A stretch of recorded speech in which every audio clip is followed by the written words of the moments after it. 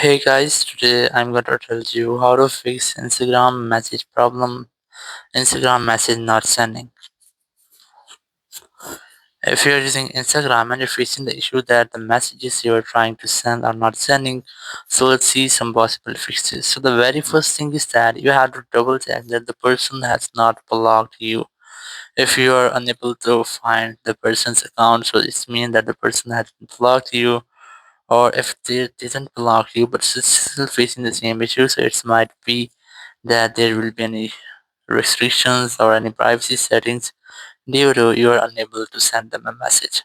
So if there are these instances, so you must have to request to that person to unblock you or to remove restrictions or privacy settings, and after that you'll be able to send them a message. Or if you are still facing the same issue, so it might be a network issue, you just have to make sure that you have a stable and strongest network connection. Then go back, open your settings app, go for general, go for VPN device management, and you have to make sure that your VPN is not connected. If you find any connected VPN here, try to disconnect with that. After that, open your app store here, go for search for Instagram, and you have to make sure that you haven't any pending updates for your Instagram app.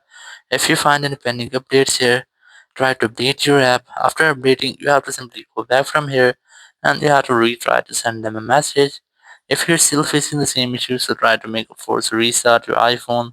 So now to do that, you have to quickly press the volume up, then volume down, then press and hold the power button and wait for your phone until the screen goes fully black. So let's try this. You have to quickly press and release the volume up, then volume down, then press and hold the power button and wait for your phone until the screen goes fully black.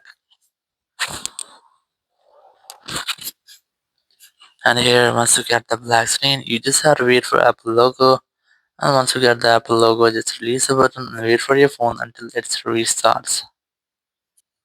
After restarting, you have to unlock your phone and you have to check if your issue has been fixed or not. It might be that the issue will be fixed.